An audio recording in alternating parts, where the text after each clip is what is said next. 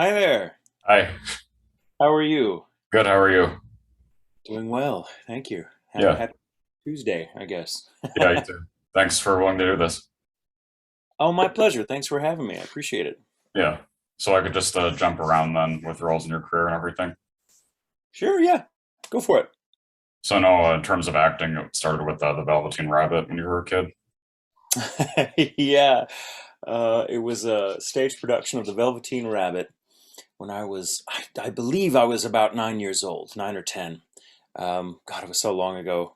Who knows what? But yeah, that was my very first stage role. I played the rocking horse or the hobby horse, I believe he was called. And yeah, got a couple of nice juicy monologues my first time out. Not bad, huh? I know throughout high school you had some kind of weird acting experiences. Like you had a girl that always did Lizzie Borden monologues, and Yeah, yeah. Oh God, yeah, I hadn't thought of that in ages. To be fair, she was great. Very convincing as Lizzie Borden, which is what you want in a performance. So, good on her.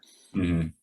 And then what was the some story about like a ice cream social talent show that you like were part of, or like you? Oh my God, you are dipping back into my dim, dark past. Yeah, there was so where I went to high school, our drama department, it was a little town in North Texas, and the drama department, as you might imagine, didn't get just a whole lot of funding.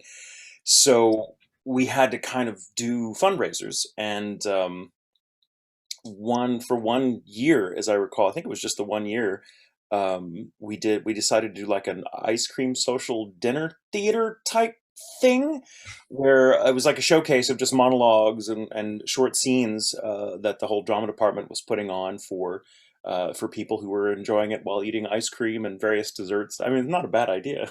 Yeah. And people came, but it wasn't even in the theater; it was in the cafeteria of my high school, as I recall, which was not the best space acoustically. So there were a lot of challenges, and I remember a friend of mine, is also a drama student, had decided to do a scene from the stage play "Dial M for Murder," Oh, which yeah. which the late great Alfred Hitchcock later would turn into a film. I mean, not later than when I did it, but you know what I mean. And it was just a scene where like these two guys were discussing their plan, and it was very involved and very heated. And one of us dropped a line, and it screwed everything up. It was one of those scenes where if you miss one line, one vital piece of information, nothing else after it makes any sense at all. Yeah. And so we just had to kind of improv our way through this fairly well-known play at the time, Dial In for Murder. Especially, you got to understand the audience that night was mostly our parents and grandparents, so people who like had seen the movie when they were young, and so this was a known quantity. And here we were just improvising our way through. It's like trying to improv Shakespeare. Um, but yeah, hey, live shows, anything can happen and does. Yeah. Was there ever any big aspiration early on to try to pursue live action work? Certainly stage, because I just loved it. I was in drama all throughout my scholastic career.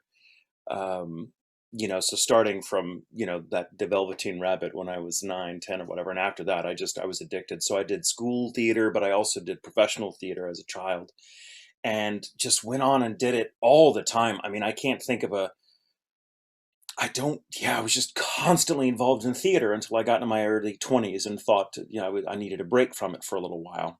And that break has lasted now for over 20 years.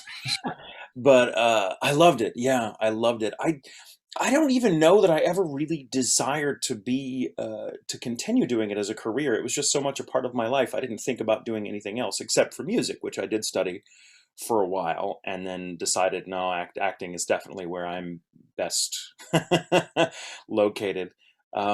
But yeah, I mean, I've done, throughout my childhood and my teens and early 20s, I did hundreds, and I mean, it feels like hundreds of plays. I'm sure I've never bothered to look and list them all. I would feel very old if I did, but I love live theater. I think it's amazing. I think if anyone out there who's never had the chance to see a live performance, be it a musical or what we in the industry call a straight play, which just means not a musical. Uh, go out and see one. They're incredible experiences. I mean, the actors, just getting to see. I saw a production just the other day. Brandon and myself and our good friend Lauren Landa had gone out to see Moulin Rouge, Oh, production of Moulin Rouge here in Hollywood, which was spectacular. I mean, the cast just nailed it, and it's a difficult show to do. It's high energy. The music is all over the place, and but it's so just galvanizing to watch live performance because they got to roll with the punches. There's no, oh, let's go back to one and start this scene over again. You have to just do it. And as actors, although I think everyone feels this way when you go to see a really good live performance, you're kind of sharing the nerves with the actors because you're like, oh. yeah. It's a great experience. It's very active, and I highly recommend everyone go to see a live play at least once in their life. There's nothing like it. Movies are great. I love them. I love television, but there's something about live theater that's almost ritualistic. It's almost like, it's you're kind of part of the action. In a really good production, the audience is part of it. You can Yeah. feel the energy being exchanged between cast and audience, and it's spectacular. It's wonderful. But I'm rambling about theater now, and Oh, you're I'm sure fine. that's not what you want to focus on. Well, I was just going to ask too, because I know it varies, especially nowadays. But are you of the opinion that you need to have some kind of theater or improv experience if you want to get into anime specifically? No, not necessarily. I mean, a theater background can certainly help, um, just because live theater is, I think, one of the most difficult things an actor can do, and being able to thrive in that environment gives you a lot of tools that you can use anywhere else. But it's not. I don't think you have to have theatrical training. Um, I think acting is acting, and wherever you come from, as long as you kind of study the craft in whatever form you want to focus on, it's great. But no, I don't think. I think actors. That's the weird thing about this industry of really entertainment in general, is that so long as you're willing to do the work and challenge yourself and be challenged by others, um, life is kind of your school. Yeah. Theater training is great, and I highly recommend it if people have the opportunity, but it's not always easy to find.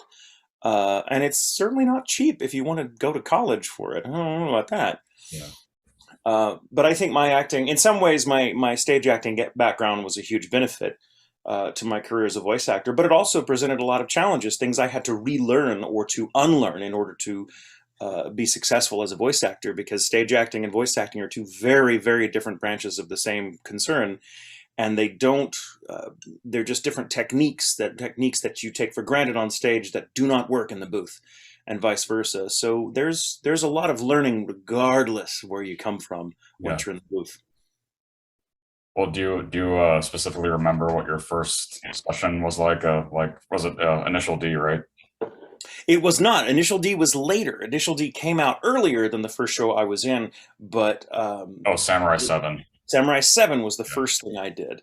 And I remember that session very, very well because I didn't even realize I was the actor for the role. I thought I was laying down what was called, or what is called, a scratch track, which is incidentally Right. almost never done in dubbing. It's done frequently in prelay.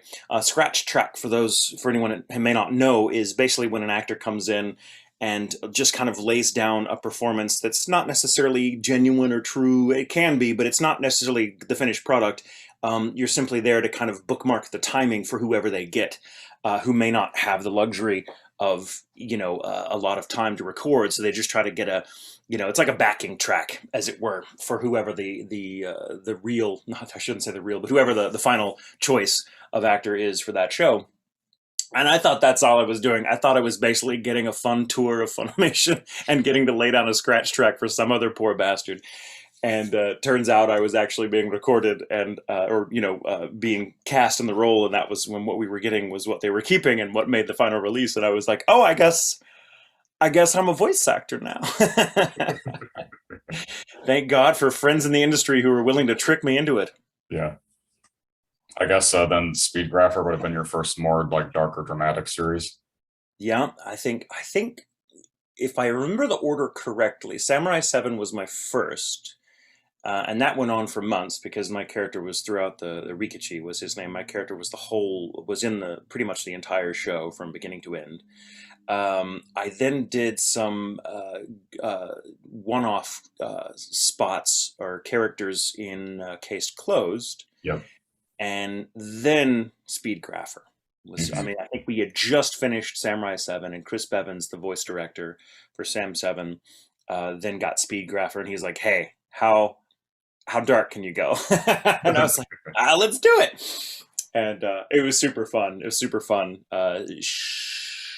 Shirogane was his name. Yep.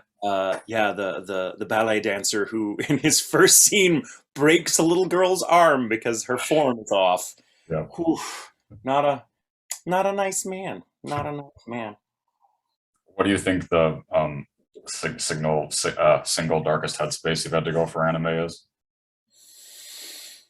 Ooh, that's a good question. Okabe in Steins Gate is up there just because he goes through so much and it's very real, even though it's kind of, nested in this sci-fi world. What he goes through is so emotionally genuine and raw, and it just never stops. Oh my God, after the first few episodes, like one thing after another, he's just he loses he experiences so much loss, so much grief, and so much isolation, being the only one that can remember from timeline to timeline what's changed.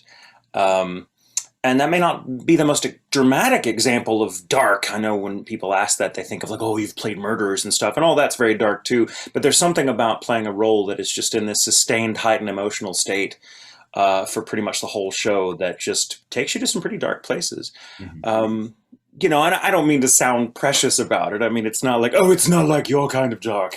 They have to ship my dark in from Australia. It's special, and it's not like that. It's emotions we all feel all the time, but having to deal with those emotions while also channeling them into a performance is it's exhausting. I find, at least for me. And but man, and while I don't say that I enjoyed that role, because of how hard it was very rewarding, and I still look back on it. I think as some of the best acting I've ever done, and certainly the most I've ever learned about myself as a voice actor.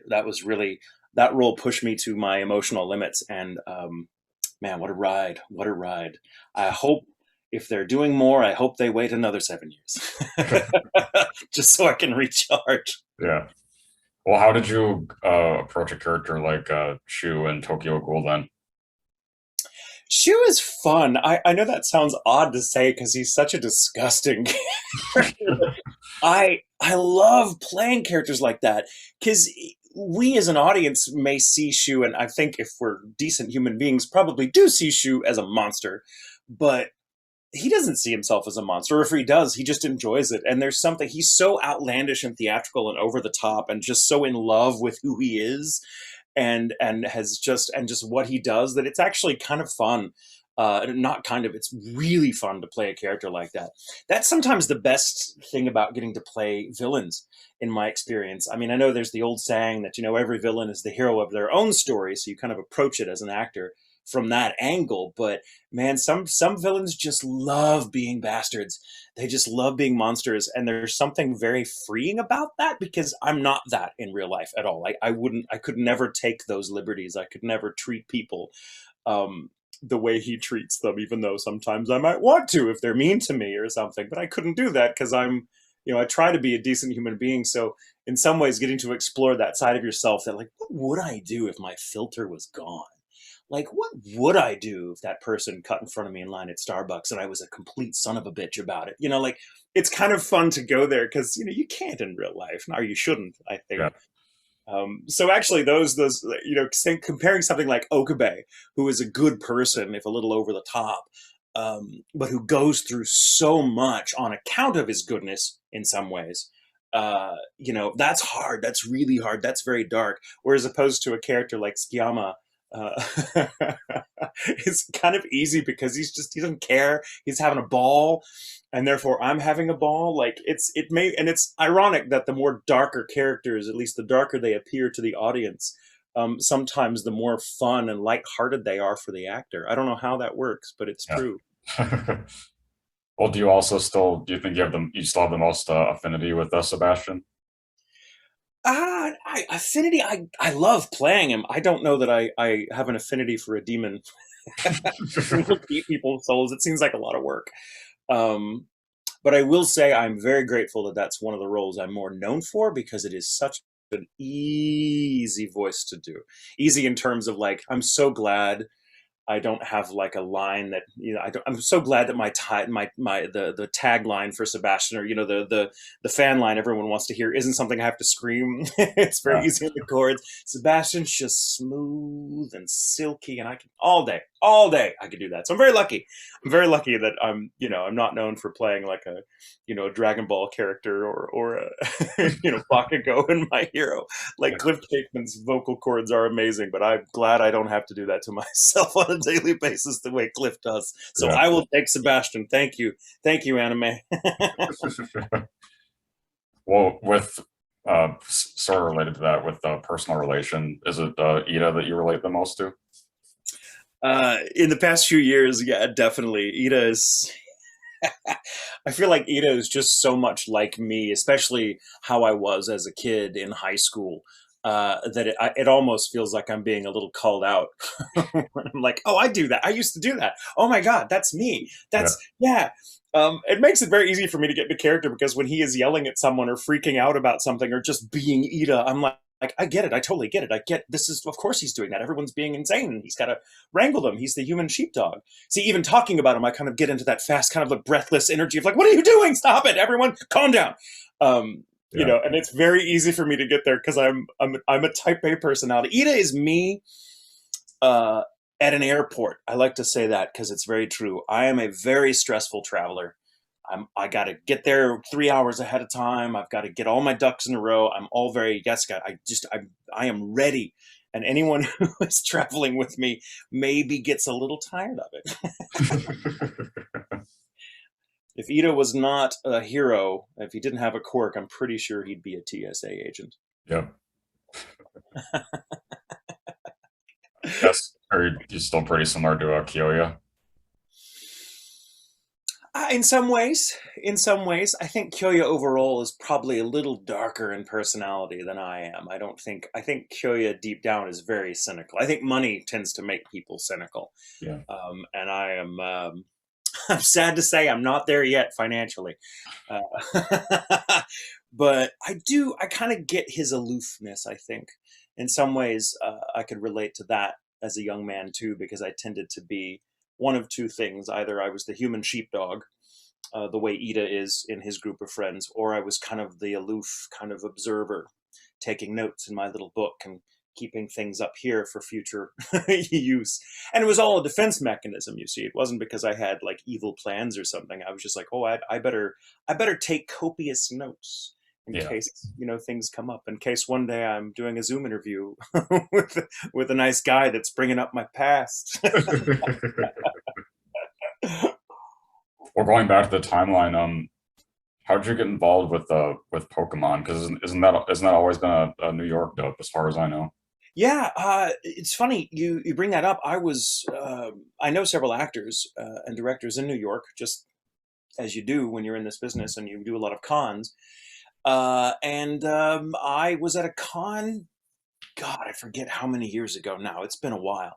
And the director for Pokemon at the time was at a con with me, and we'd kind of gotten to know each other here and there, just appearing at cons together. And the director was like, "Hey, and I was in New York for a convention, and he was there as well.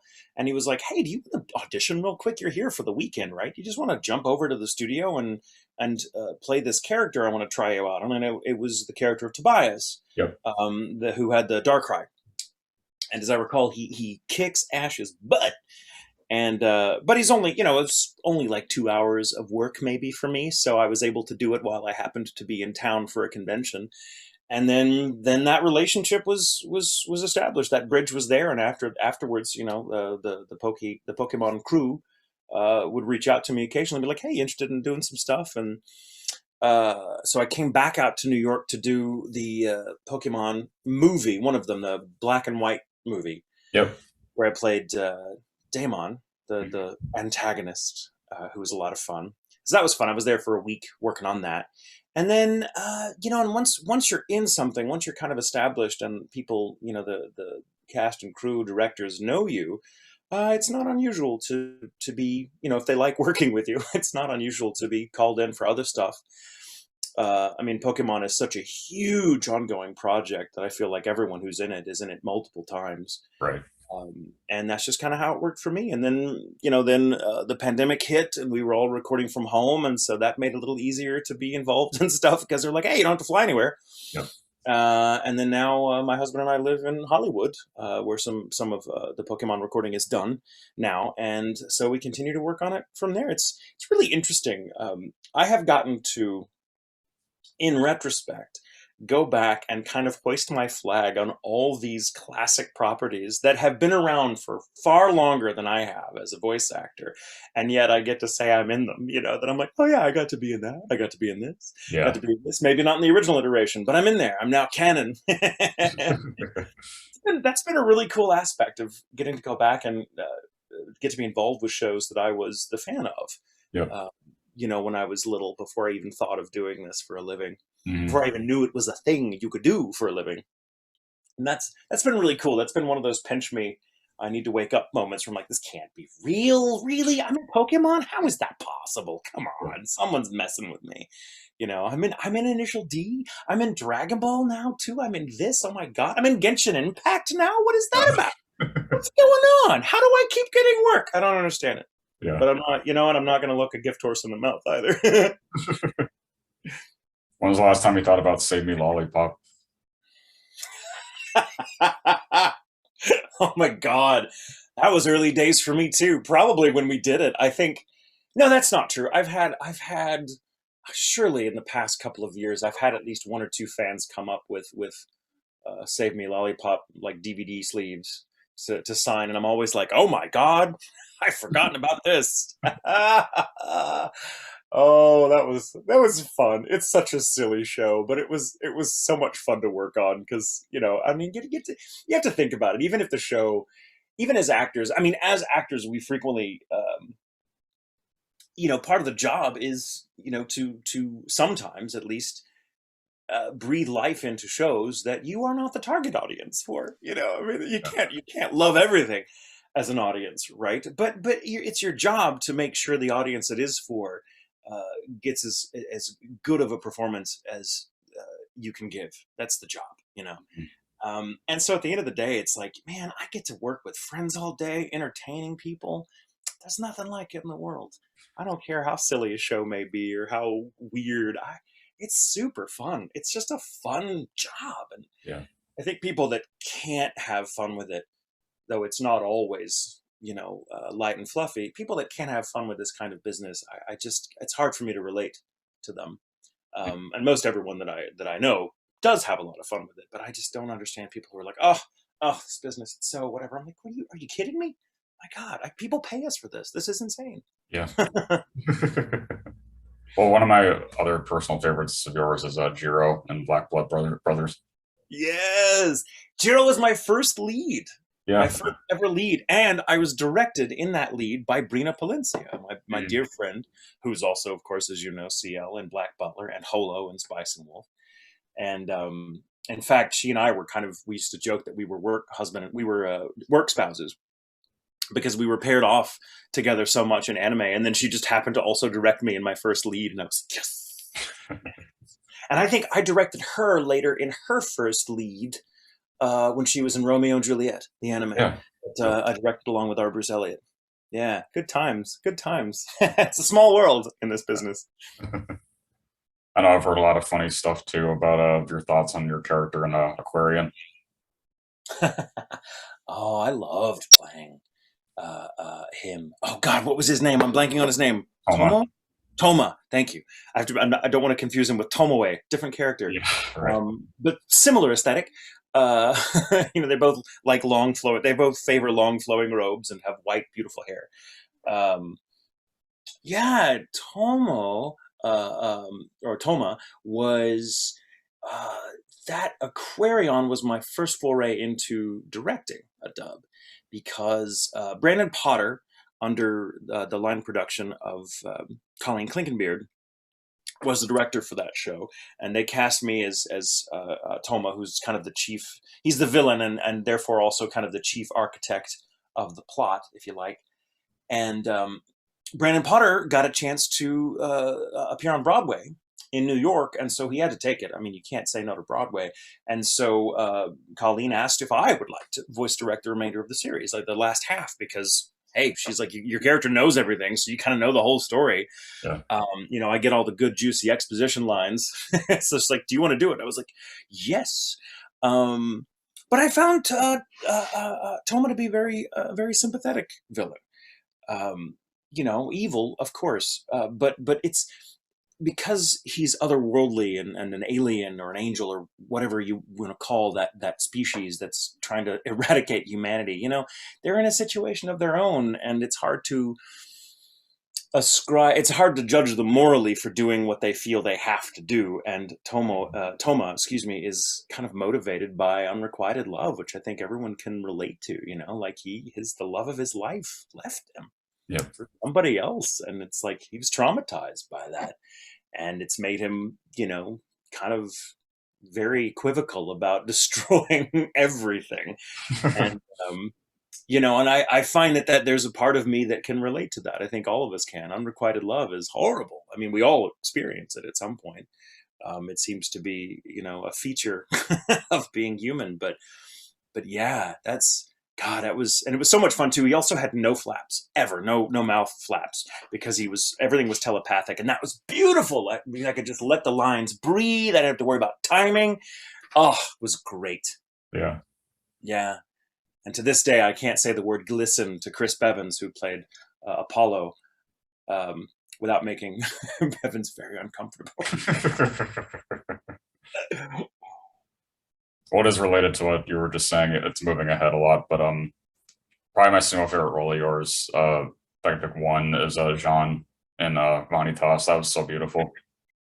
Oh yeah. Oh, it's so great to be with Brina again in a similar dynamic as so many of the other things we've done. But this time there's an actual like real juicy love story that's clearly there's a bond there. And I love working with David Wald. David Wald has got to be one of the most talented, beautiful human beings I've ever had the fortune to know.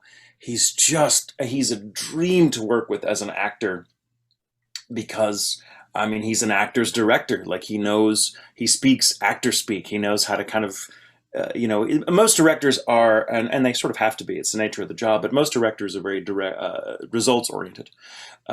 So let's say you're in the booth, and the director wants you to deliver this line, but to sound a little more passionate, perhaps a little angrier, and they might just say that. They're like, let's come in for another one, and I just more angrier, more fury, and and as an actor, that can put you in your head, because now you're thinking, okay, what does anger look like? And you're kind of thinking on it and in the abstract. And I find that can really get in the way of a performance, because you're no longer in the moment. You're conducting it rather than being in it. And there's a huge difference between the two.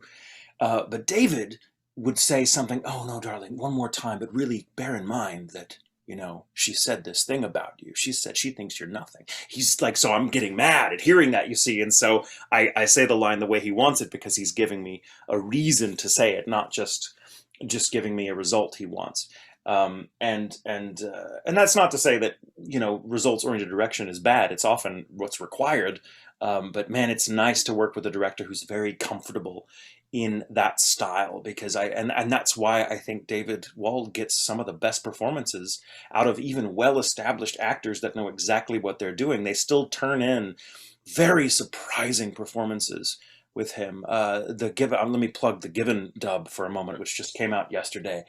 Oh my God, what a great show, and how fortunate are we that it got made, how fortunate are we that it got dubbed, and how incredibly fortunate are we that that dub was directed by David Wald. Yep. Because everyone in that show sounds so real and so grounded, that it's heartbreakingly good.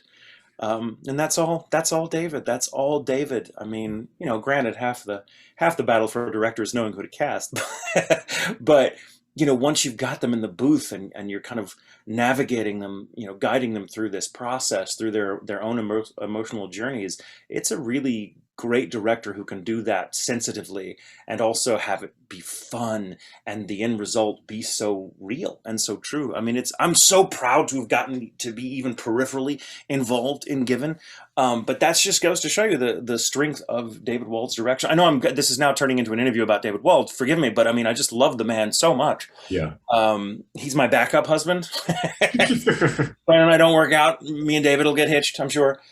He knows this. Brandon knows this. It's all good. We have an arrangement. Okay.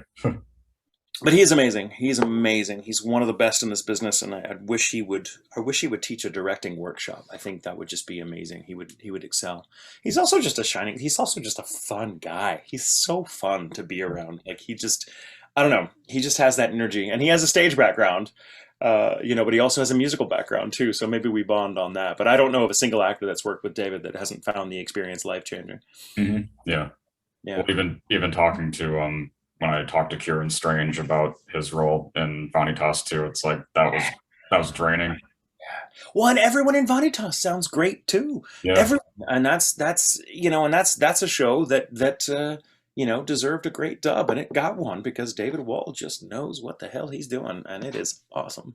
It's such a privilege. It's such a privilege. You work for years as a voice actor. Or if you've worked for years as a voice actor like I have, you deal with all sorts of directors, all sorts of types and personalities that you kind of have to adjust to.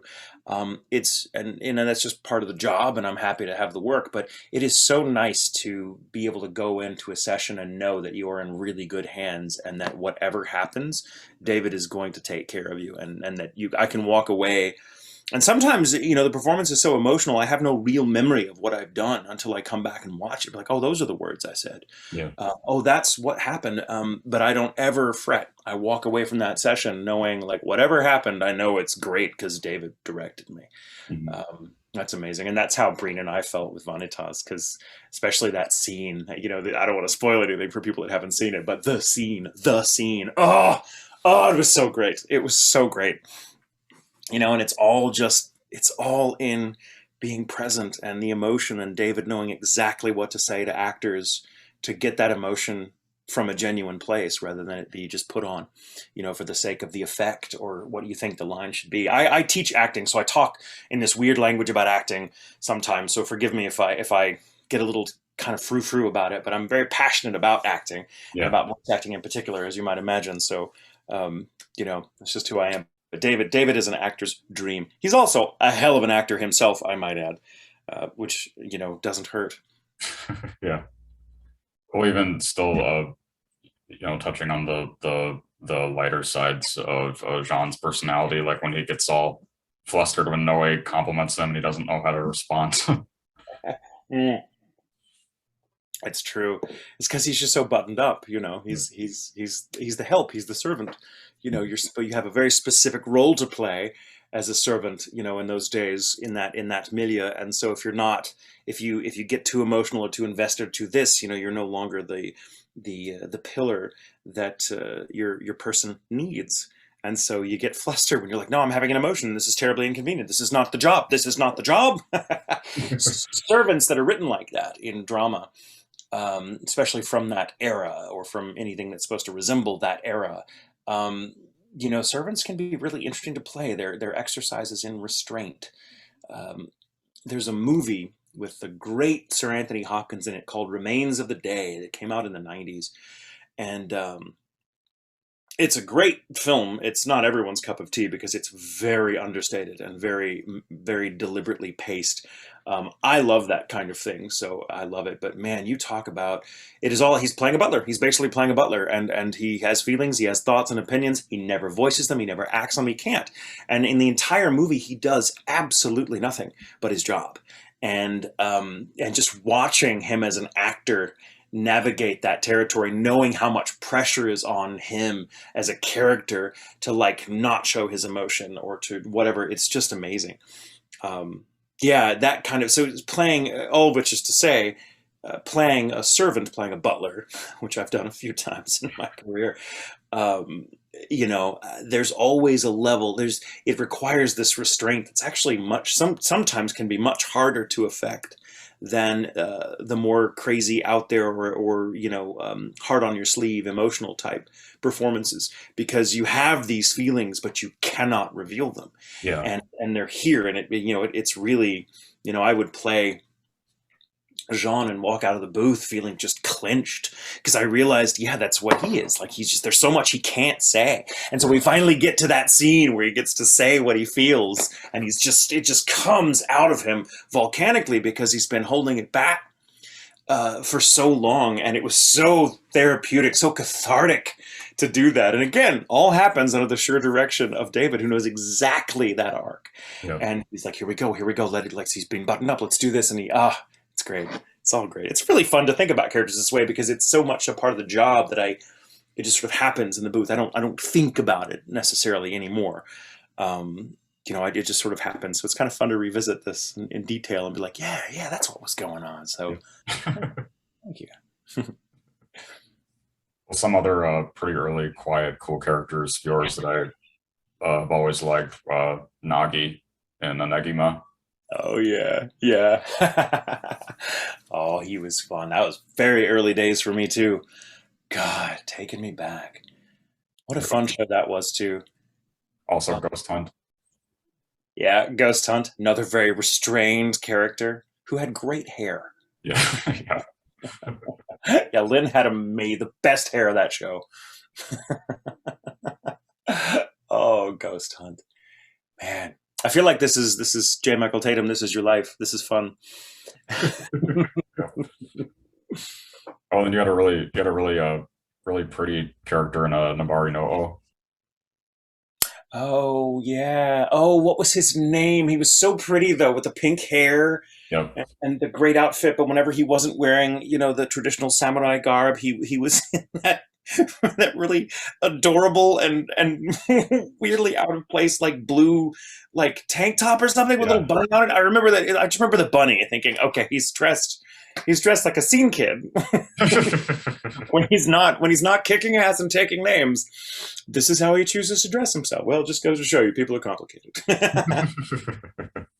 I got to be directed in that role by two lovely people, Joel McDonald, who has directed me multiple times, and my dear friend Monica Rial, who was great at everything she does. But yeah, memories. What was that character's name? I'm blanking. What was his name? I had to check it too. Yeah. Thank you. I can't remember. I just remember his look and thinking what a fun character he was, because he was such a badass, but also very just kind of light on a little feet, which is always fun to play. Very easy to play for me. I keep getting further back from the camera as we talk. I don't know what's happening. I move too much. This is why I play Iida. Well, then both your characters in the Clamp properties. Those are both vastly different, but they're both really cool too. Yeah, Domaki and Holic. Yep. Which I love. God, I love Holic so much. That's a character that's all about restraint. He never says anything but just monosyllabic words, and he just never gets above a kind of dull, just kind of monotone. But he feels so much. And then Shiro, is that the guy's name? I remember thinking it was the first villain I was playing that didn't wear glasses. Oh, Seishiro. Seishiro, thank you. I remember thinking Seishiro was like a fun villain, and I'm like, oh, cool, first character I've played that's a villain that doesn't wear glasses. And then he gets into the sword fight, and then he pulls out a pair of glasses and puts them on, and I'm like, well, damn it. Oh, the character in Nabari was Raiko. Raiko, thank you. I need to write that down so I remember in future reference. That's one I haven't revisited in a long time. Okay. And then your character in Shigurui, that's on like a lot of stuff too. that you normally play? Shiguri. Oh man, that's a dark one, isn't it? Yeah. So good though. I got to act alongside the awesome John Bergmeyer, um, be directed by my friend and guy who got me into the business, Chris Bevins, and it's such a beautifully animated show. It is dark and it is violent, and I cannot recommend it for everyone, but oh my God, is it amazing. Um, yeah, God. Oh, I want to go back and watch that. It's been so long. That's one that I watched. I don't watch everything I'm in.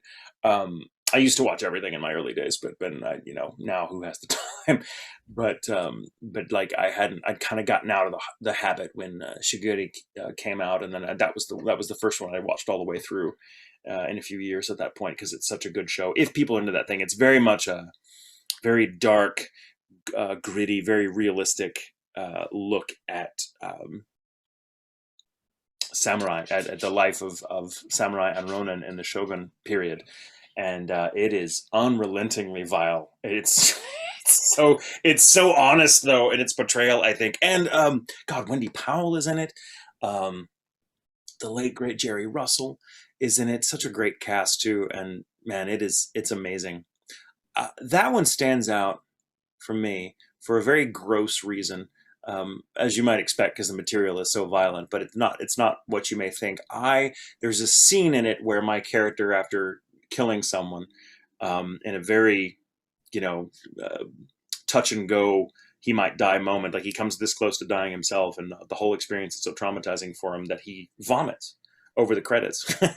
Like he's in the background on his knees just vomiting, and it goes on in the background while the credits are coming up for a good, let's say, 20 seconds, which is an eternity as a voice actor. And I found out that day that I'm very, very good. Apparently one of my unknown talents is vomiting realistically on mic. And I made I made the engineer sick. His name was Nick. A little too perfect. I made Nick sick. Um, but he is so strong stomached dude, and it was just hearing me for 20 minutes heave and make these Yeah. horrible, wet, gross sounds, which I love doing. He was like, he did like, cool, we got that, and he was like, guys, I'll be right back, and he very calmly got up out of the studio and left. Came back a minute later, wiping his mouth, and he was like, I just threw up. Kudos. If that's not a plug for the show, I don't know what is. Right. I mean, yeah, that does make me think to ask, what do you think the case where you've had to alter your voice the most significantly for a character is? There have been a few. The one that probably altered it the most was getting to play Scar in Yeah. Fullmetal Alchemist Brotherhood, because Mike McFarlane cast me in that role because Damian Clark, who was amazing as Scar in the original anime, couldn't reprise the role for whatever reason. I think he was under contract in Hollywood filming a movie at the time, if I remember correctly, and he just couldn't come back to Dallas. There wasn't time, and there was a schedule, so they recast. And I think at the time I'd taken over several roles from Damien because he and I had a similar vocal profile, and I've met Damien many times since then, by the way, and he's a delightful person. He doesn't bear me any ill will, thank God, because I'm pretty sure he could kick my ass. But I hasten to say he will always be my Scar. Like when I watched and became a fan of the original show, his Scar was just superb. So for me, in my mind, he will always be Scar. Mhm. But getting to play Scar, oh my God, oh my God, oh my God. And you hear my voice. It's my normal speaking voice. It's pretty normal. It's pretty mid range. Maybe a little favors the low end a little bit, but for the most part, it's not that booming or impressive. When I just talk normally, never has been. And Mike McFarlane, who directed the dub along with Caitlin Glass, and who I'd known for years at the time, and Mike, I should say, was probably the first director to really push me outside of my comfort zone vocally. He cast me in several roles that I would not have tried out for otherwise because I didn't think my voice matched them. And he was like, "No, give it a try, give it a try." And my first one being Inaru from One Piece. and others. And Mike was like, no, I want to cast you as this. Let's try this. I think you got it in you. And God love me, it's right. um, but he cast me as Scar, and I just had to do things to my voice. I lost some notes from my upper range because of that. Well, Uh, I didn't manage the vocal change as well as I ought to. I got a little too in character, perhaps, which is an occupational hazard. And so I lost. I remember I played, you probably know this, I played Age, or Age, in Heroic Age. yep. Um, that I also wrote the adaptation for, and was directed by Joel McDonald, whose name's already come up a couple times in this conversation. And in that, I play a 17-year-old kind of wild boy, and he was very light in the voice, very high. And at the time, it was not hard for me to do.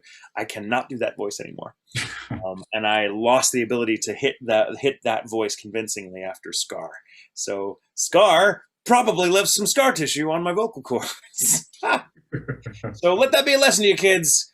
You can play with your range all you want, but if you don't manage it and if you don't take good care of your voice, it will cost you. So let me stand as a warning. I'm very lucky. I'm lucky I didn't get a vocal node because of it. In retrospect, I just got a little too passionate. But Mike was always, and Caitlin were always very good about giving me plenty of time in the booth and not overdoing it. We would always reserve the very loud or the screaming fight reacts until the very end of the session, and maybe record me an hour at a time so that I wasn't having to sustain that voice for an afternoon, because that would have been that could have very well been the end of my career if I'd done that. So I was lucky they were doing a better job of managing my voice than I was. Well, But oh, sorry, go ahead. well, it is around the same time as Brotherhood. It's a similar voice print a little bit to Owl in Dead Man Wonderland. Mm. Ironically, Al was very easy to do because he has that tracheotomy. Yep. And my normal speaking voice was kind of sounding like that because of playing Scar. So I was like, this is perfect, cast me.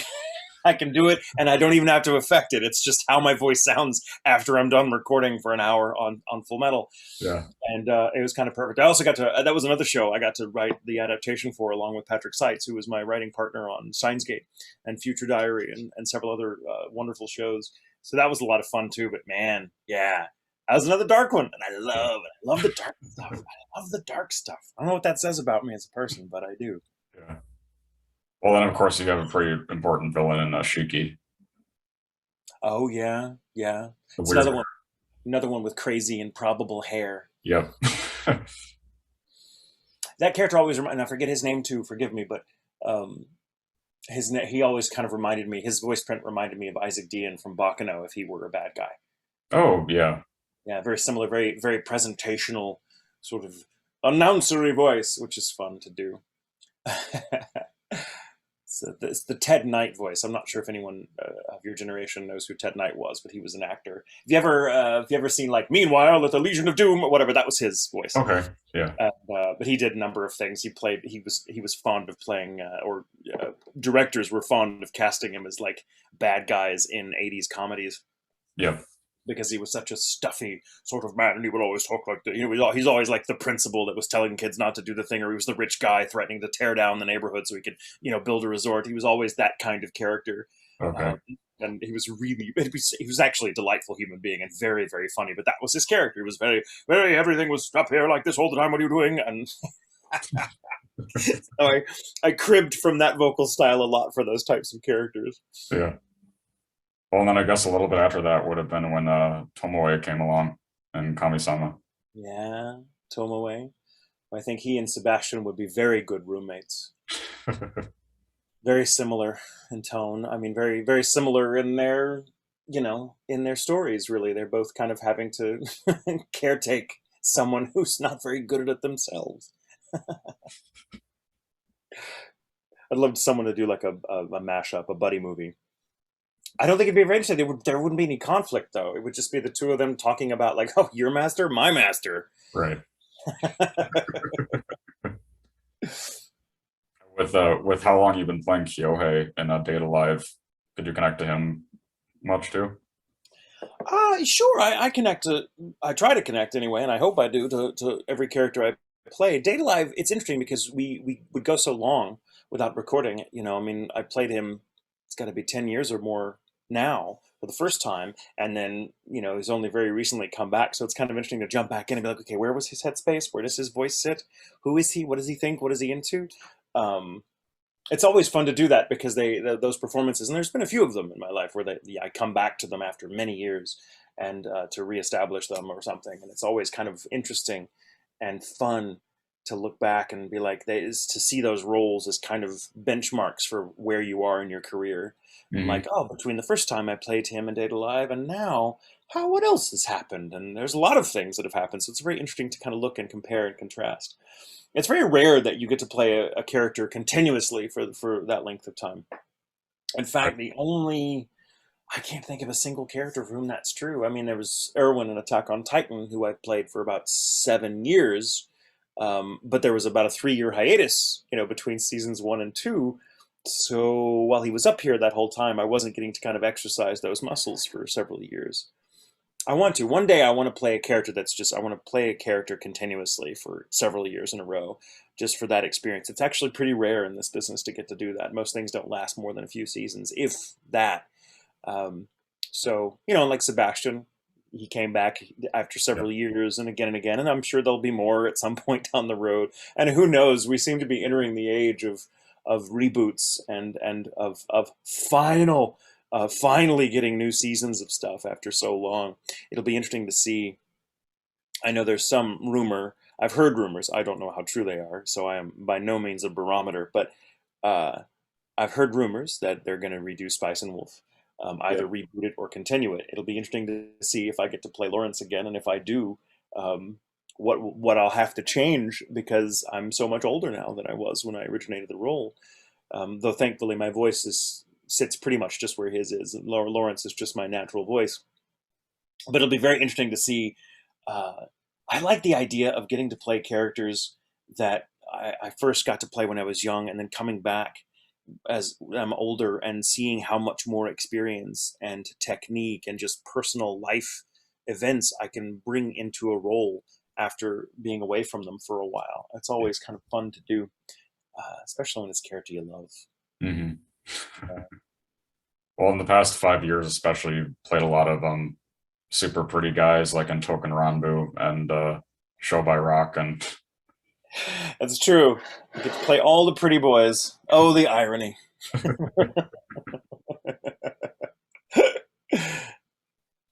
so how did you do you have a special SAG story of when you guys did move to LA? They have a special what story? SAG, how you got into SAG?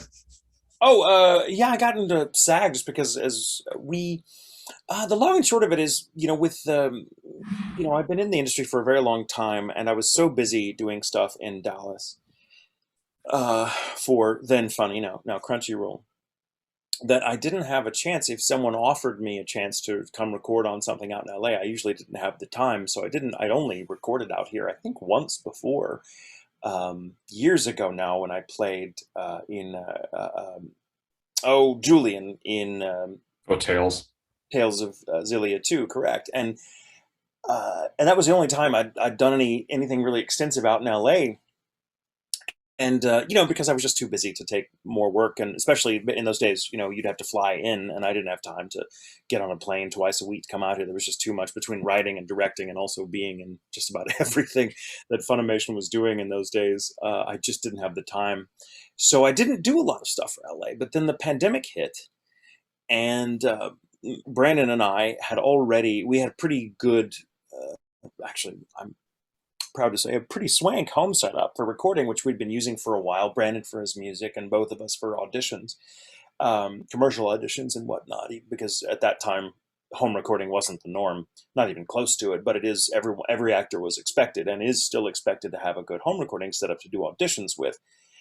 And so we had this great kind of vanity studio. It was so much more professional than we really needed for our purposes, but we were like, man, we've been doing this for a long time. Let's get nice. Like, we had track lighting. You could see some of it here. This is Yeah. part of the studio, and it's nice. It's nice. I mean, we spent some money on it and saved up.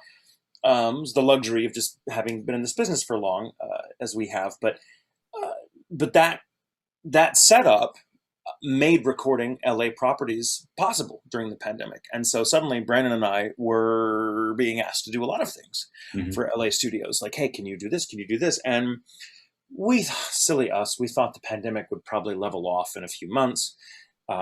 So we thought, you know what we should do? Maybe it's time to make that move. And Brandon had always wanted to do it. To move to LA, because there's so many different opportunities. He wanted to look into session singing, which really isn't a thing in Dallas, not as far as I know, and other sorts of things that just made sense to move. And between that and the work we were getting remotely, we thought, it's probably good. It's probably best for us to just move out there, because once the pandemic is over, home recording will no longer be the norm, and I won't have the time to go out there again. So let's just do it. Let's just do it. And any legacy roles I have here in Dallas, I can continue to do remotely, because we've kind of proven ourselves in that regard. So we made the move, and we joined SAG because that seemed to be the smart thing to do when you move to LA. And that's it. That's kind of the story. It was really just sort of it was right alongside arranging for the move and finding a place to live. We're like, oh yes, and join SAG. Okay. It wasn't like, no one rolled out the red carpet. It was like, welcome to SAG. Like, Yeah. that doesn't happen. And but yeah, it was a different side of the industry, because Texas is a right to work state, so SAG doesn't really have much of a presence there, and never had. So I had to learn a lot about how it worked, because I wasn't clear on it.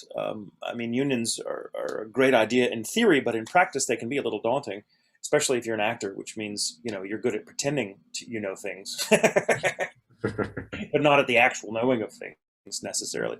And so it was a whole other side of the business I hadn't really had to juggle before, which was interesting. And it was a learning curve, let me tell you. But I'm glad we did it. I'm glad Yeah. we did it. It's proven to be a wise move. Well, and speaking of big LA-based anime roles, were you already familiar with Shaman King before getting into it? Oh yes, oh yeah.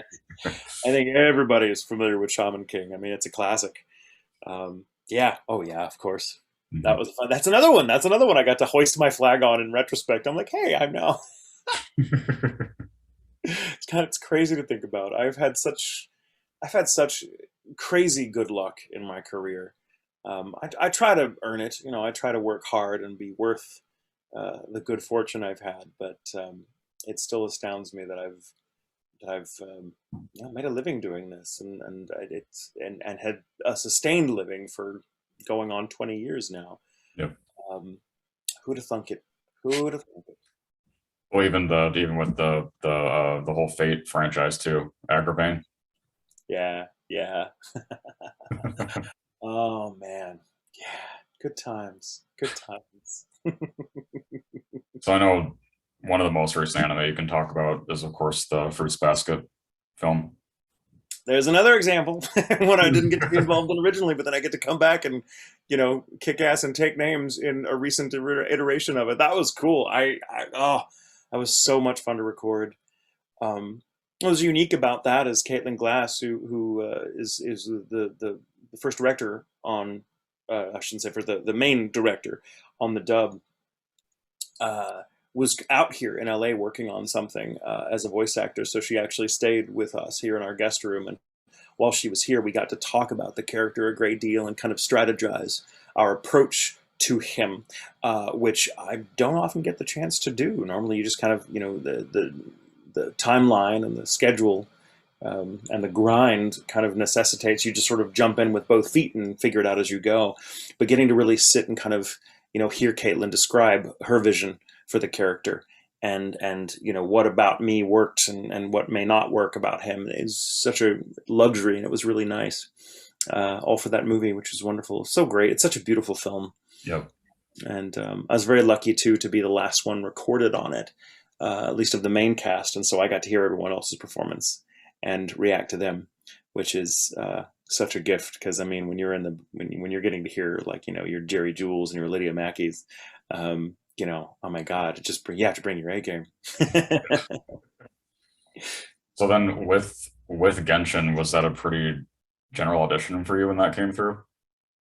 Yeah, I didn't even know I was auditioning for it. When those auditions come out, they're very, very protected, and so they come through agencies and agencies only, as I understand it, and they come in like 1,000. Like they're not called. It's not called Genshin when you get it. The character's name is different, and it's just these. It's just a bank of lines Yeah. and a brief description. And for all you know, you could be, you could be auditioning for, the life of Gumball. You have no idea. And which is kind of freeing in a way, because not knowing, how, how a show fits into pop culture, and not knowing how big it is, kind of, gets you out of your head a little bit. You just treat it like any other audition. And and in fact, when they called me in to do it, to do the trailer, I was like, did I audition I don't think I auditioned for this. And I had this brief moment of like feeling like I was a big deal, that the Genshin Impact just reached out to J. Michael Tatum because I'm such an icon, such a name. And then I was like, oh, I have arrived. I didn't even have to audition for this. And they get in the booth and they're like, so anyway, here's your audition for reference. And I was like, oh, never mind. I did audition for this. I'm humbled.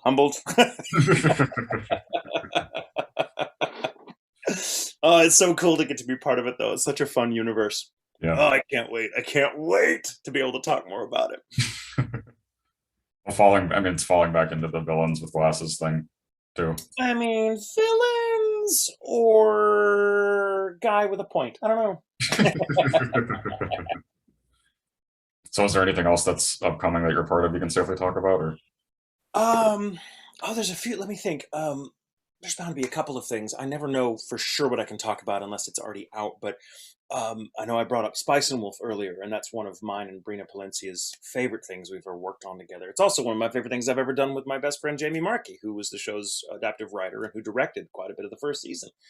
Um, I have been asked, and have done the first 2 volumes of the audiobook series, Yeah. um, which was really fun to get to do. I hadn't touched Lawrence, hadn't really gotten into that character in a very, very long time. And I have a lot of fond memories of that show and that process.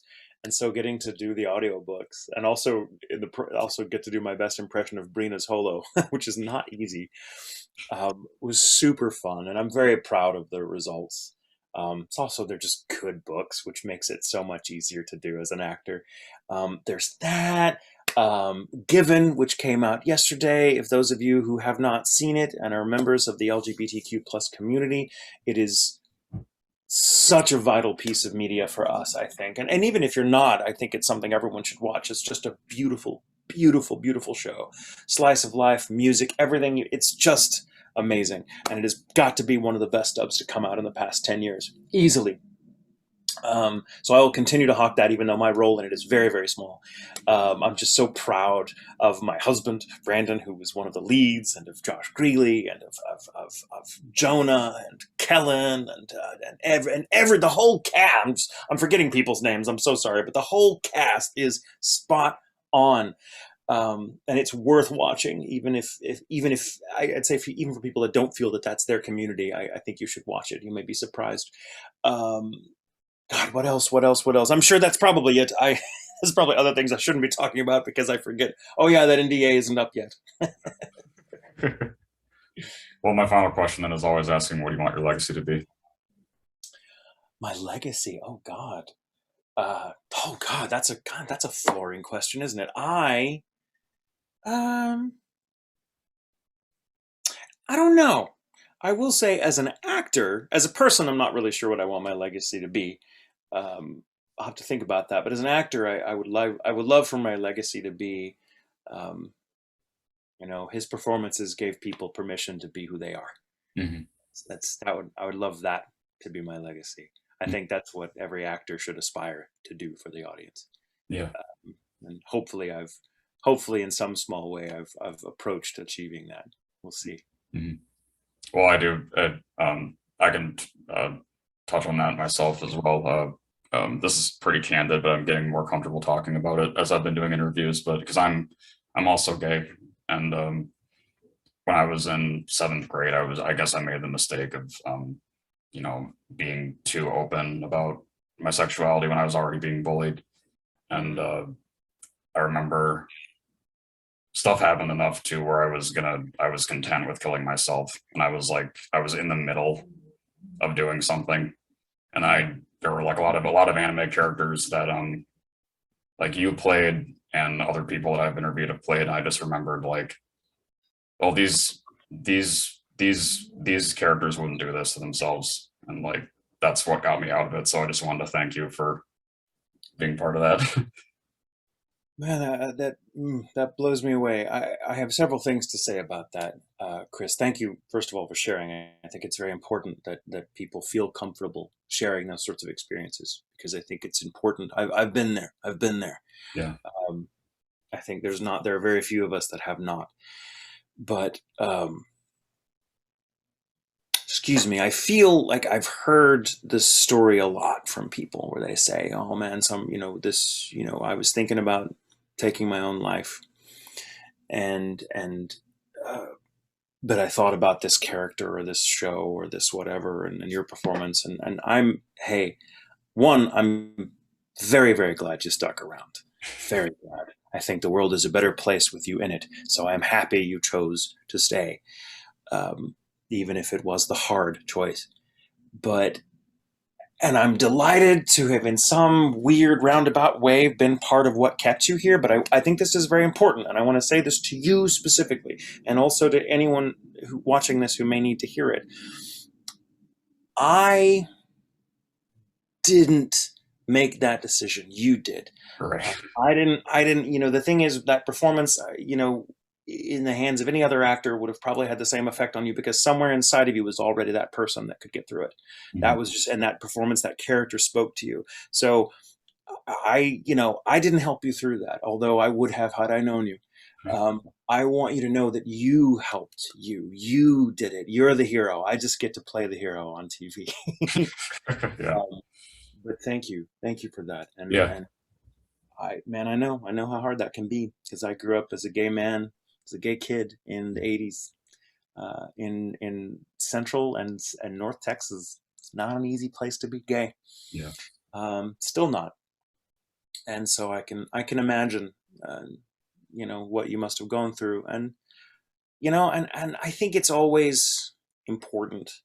I don't mean to get on a soapbox about bullying and surviving and it gets better because I don't want to necessarily go that direction, though I believe those things. But I will say that what helped me get through the worst of my experiences as a young man being bullied and outcast and just made to feel awful all the time for who he was, um, is slowly coming to realize, and it was not an easy realization, but just slowly coming to realize that, man, the people that my detractors hated and wanted dead or just thought was an aberration, that person didn't exist.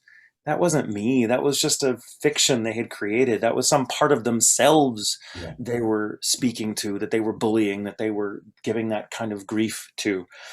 And I still felt the effects. I mean, who wouldn't? But knowing it was helpful at least to know that, oh, I'm just in the wrong place at the wrong time. They're not actually talking to me. I'm just the one hearing it, because they don't know me. They have no idea who I am. mhm. And slowly getting to that place where, like, have you ever been insulted by a child? Yeah, And yeah, they say something stupid like your hair is fat, and you're just like, what? You just laugh it off because it's nonsense. It's pure nonsense. yeah, That's how I was fortunate enough to come to feel about my bullies. I was able to be like, that doesn't sound like me at all. I don't know who you're talking to. That's crazy though. That person sounds like an asshole, but yeah, not me, not me. And of course it's not that easy, but that was an important ingredient to surviving it. And also just knowing that, man, I'm going to get to know myself better. I think sticking around is always the right choice when you're faced with that decision mhm. because you never know who you're going to be in a week. And who knows? Why take your life today? Um, you know, if you just realize by sticking around in a week, you might be that person who wouldn't even consider the option. You never know. And as an actor, I've learned that about myself. You're always changing. There's a core person that's always there, but the outward trappings, the personality, all of that is subject to change. And it's always worth sticking around because you never know who you're going to be in a few days, a few hours, whatever. Mhm. And to miss that opportunity is a real tragedy, especially over someone who's not even talking to you. They're Yeah, talking to someone they just made up in their own fucking head. Mhm. Sorry, not to get on my soapbox. All No, but to say, I'm so glad you're here, Chris. thank you. Really, thank you, thank Yeah. you. May you be a beacon to anyone else who is thinking about the same thing. Mhm. Thank you, Well, thank you. yeah. Well, thanks. This was an honor for me. My pleasure, my friend. Yeah. Well, have a good rest of your night then. You do the same, my friend. Let's do this again sometime. All right. Okay. All right. Bye. Peace out. Bye.